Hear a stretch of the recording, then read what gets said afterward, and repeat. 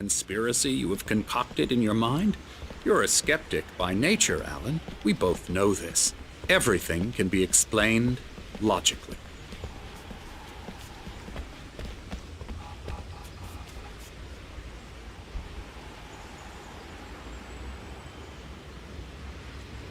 It's part of the illness. I let him talk. Hartman obviously loved his own voice. His words echoed madly inside my head. I dug my nails into the palms of my hands to stay focused. You need to work with me. Once you accept that, we can begin the journey towards your recovery. Come along. Let's go inside. Now here's the entrance to the office wing. That's for staff only. Spooky. Come on. Scary, scary, scary.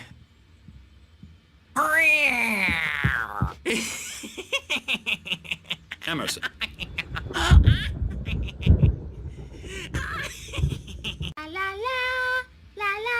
Come, Alan. This way. Now, you might have noticed the typewriter in your room. You've been writing as a part of the therapy. As soon as you feel up to it, you should continue.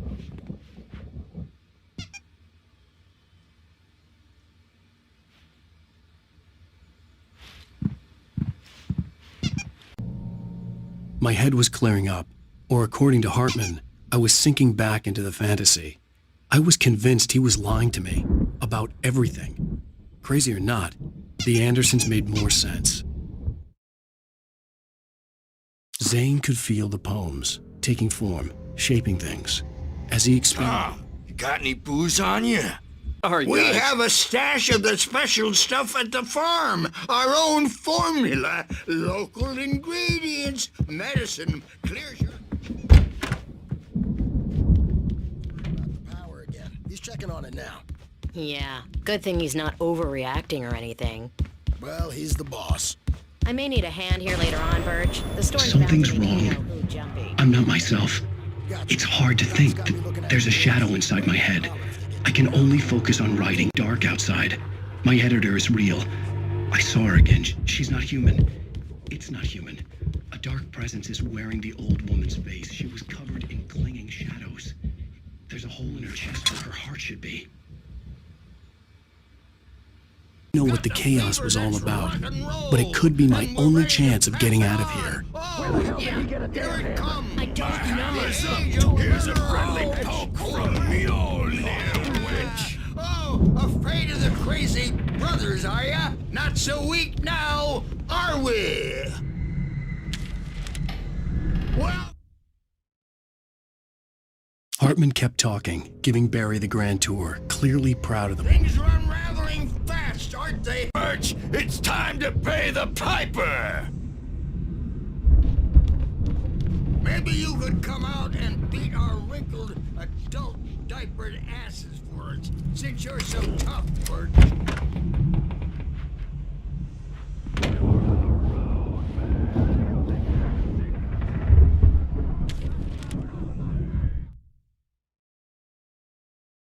Hartman wasn't happy. Mott could see it in his eyes. He quit. Do you have any idea how much trouble you're in? I am famous. I represent a celebrity. They'll be looking for me. Oh, that's how you want to play it? Is that how you want to play it? Barry?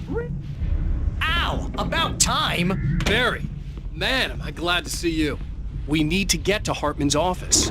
It's right next door. I'm obviously a victim in this, and I demanded to be treated as such. Or else I'd sue their ass.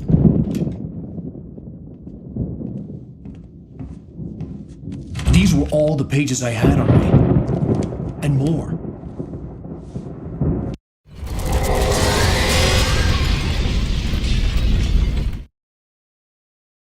Hartman followed the fall of Alan Wake with his binoculars. When the rider hit the water, he knew the dark presence would be on me in a moment.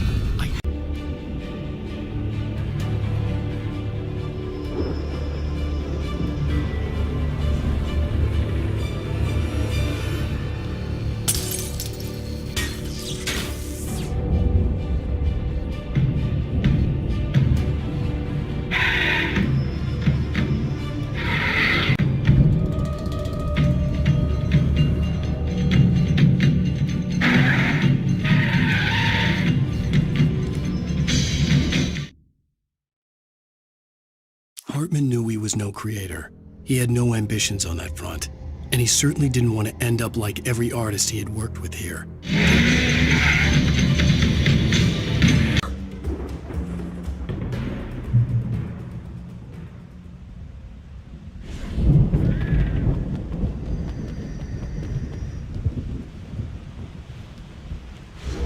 Hey, come on! We gotta get going!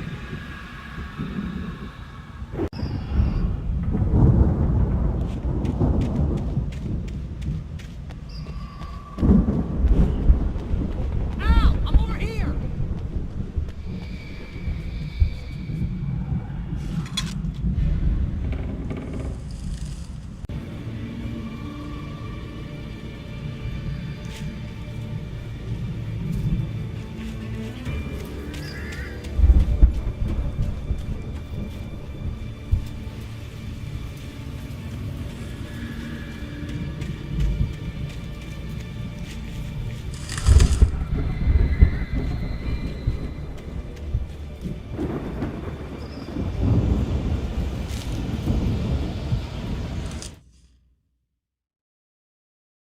I stared at the Viking paraphernalia that littered the area, surrounding an unlikely centerpiece.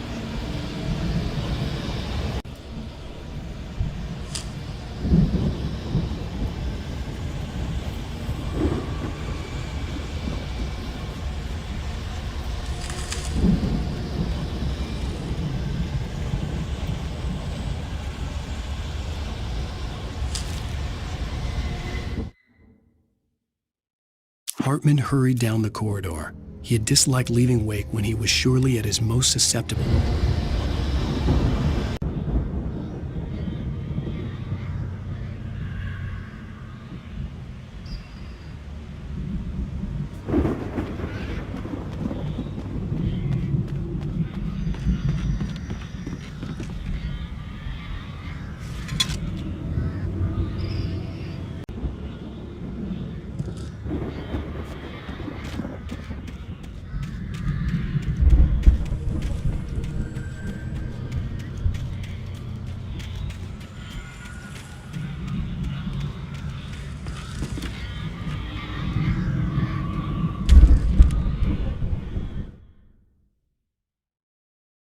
Mott knew that Wake was smarter than him. Wake had more money, a beautiful wife, everything.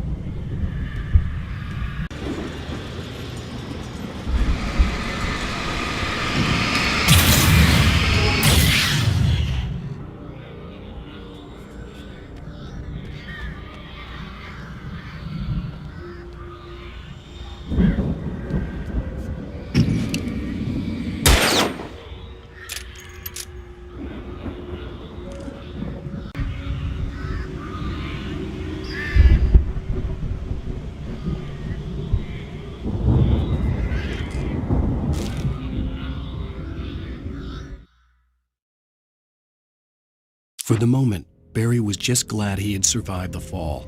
He had been...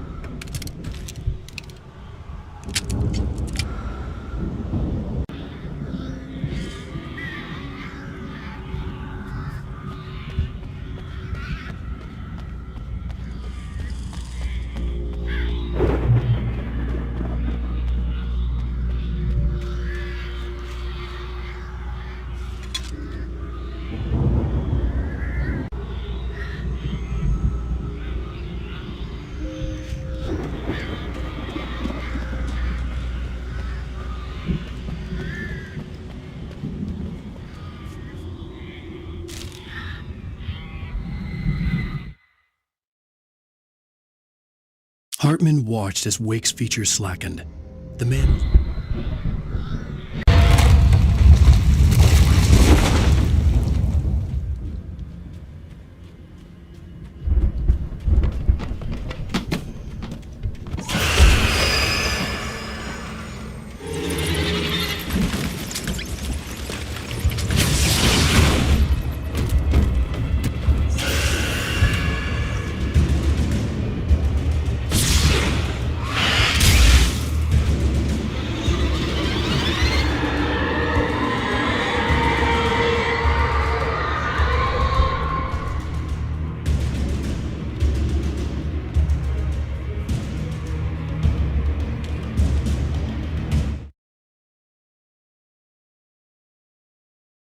When he stopped the car at the Anderson farm, Walter felt relieved.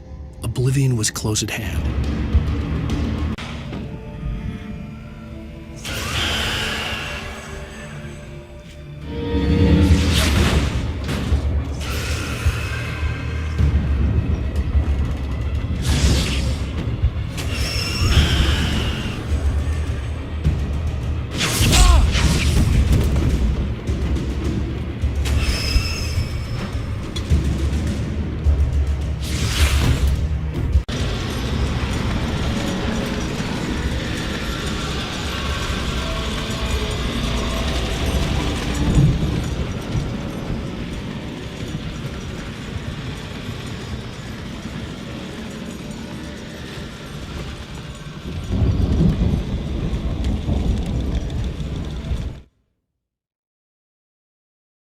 Agent Nightingale stared at the passed-out rider.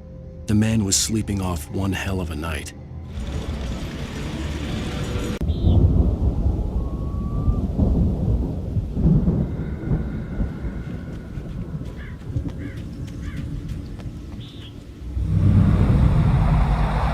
A car was driving away from the farm, headed in the same general direction as I was. For all I knew, it was Barry, caught in the consequences of leaping before looking.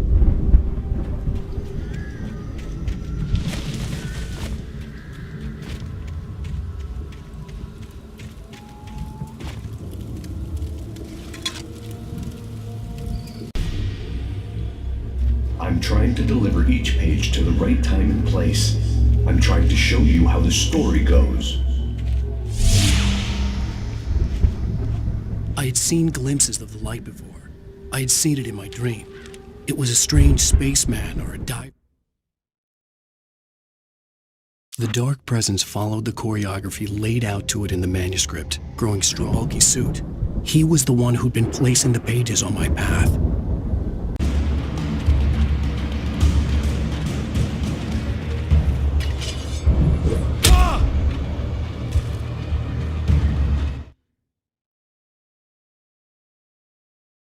The storm raged on as the Anderson brothers walked unsteadily away from the clinic with the other patients in tow, knowing that this time they wouldn't return.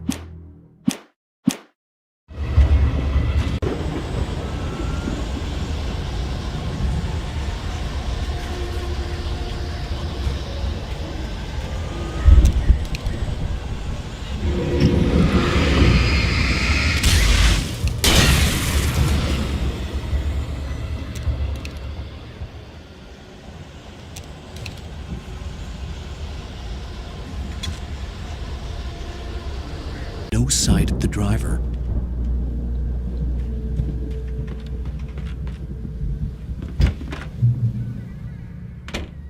Hello? Anybody here?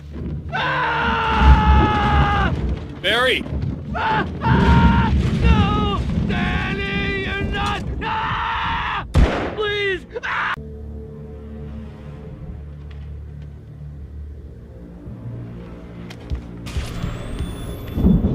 I've run through every possible course in my head.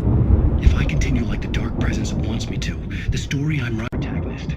This feels like a terrible risk, but it's the only way to save Alice. I'll be bound by the events of the story just as much as anyone else who's been woven into it. The story must stay true. The farm was still a good distance away. I'd need a car to get there fast.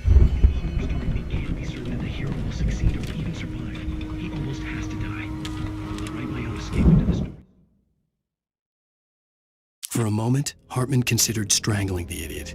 Mott was mean-spirited, but easy. Same happened.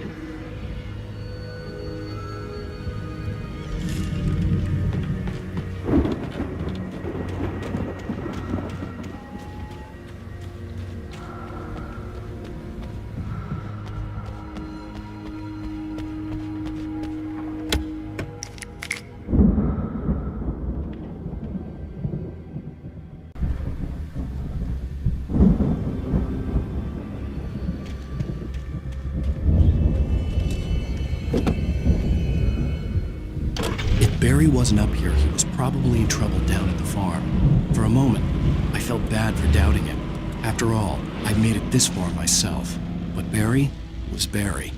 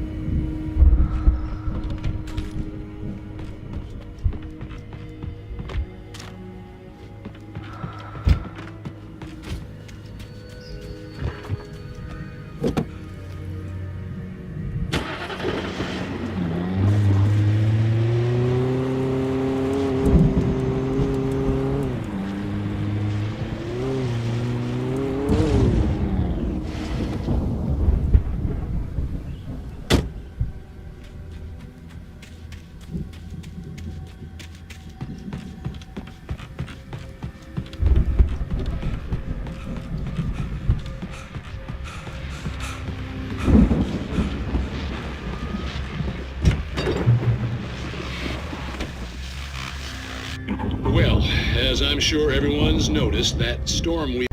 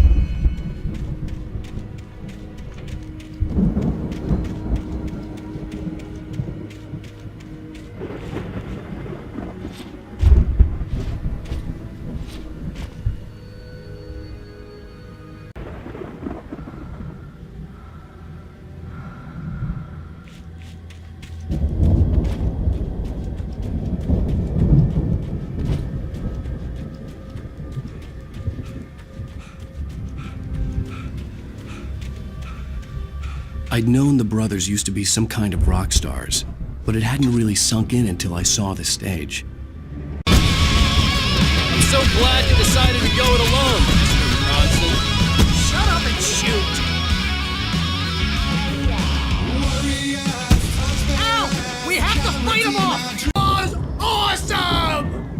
White Falls, rock and roll capital of America. Hey, Al! This way to the farm!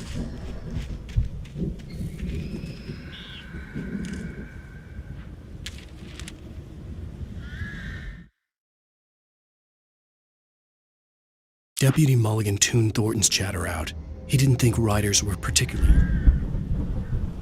This is as far as I got before they ambushed me.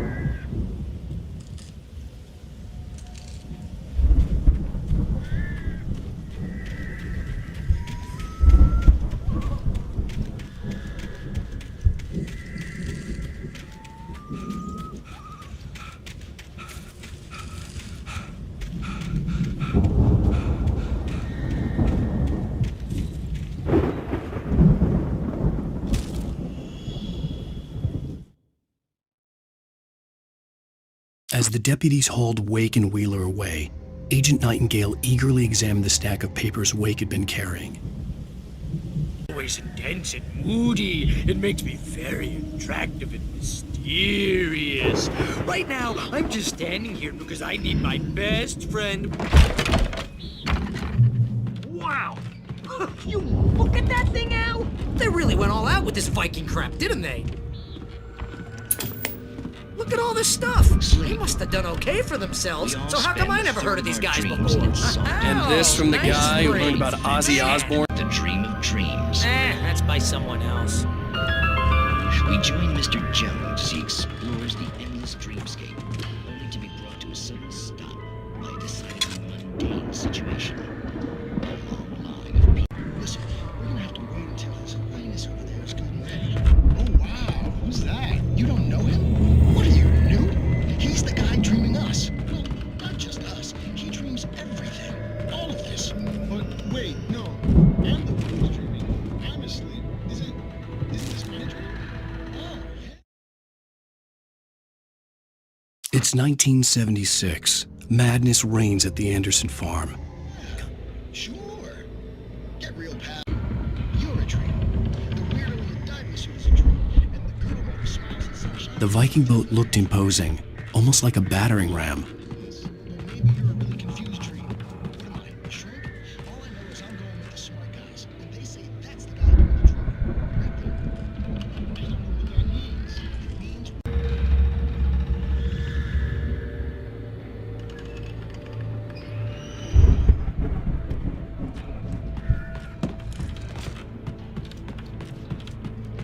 I think we can make it through here, Al!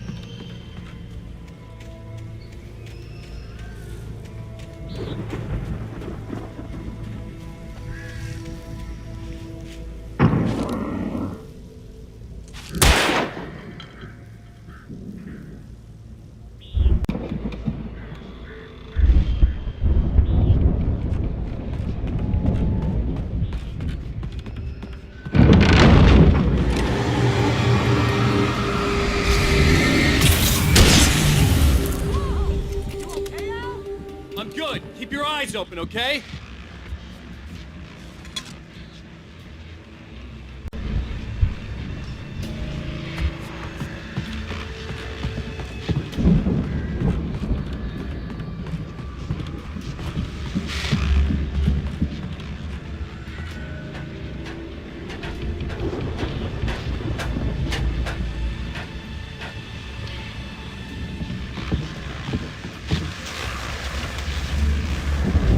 As you regular listeners know, I tend to work through the night.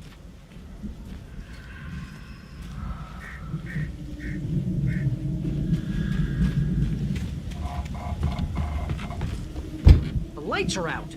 I guess we better check the fuse box.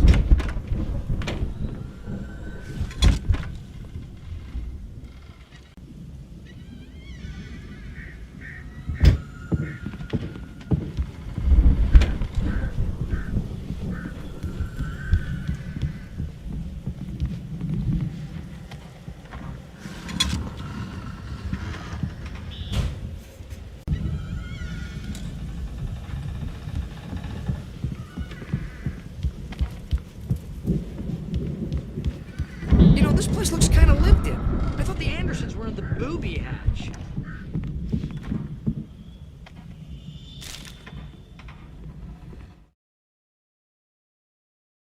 Again, Alice's screams rang in the stillness of the night. I saw myself run toward the cabin.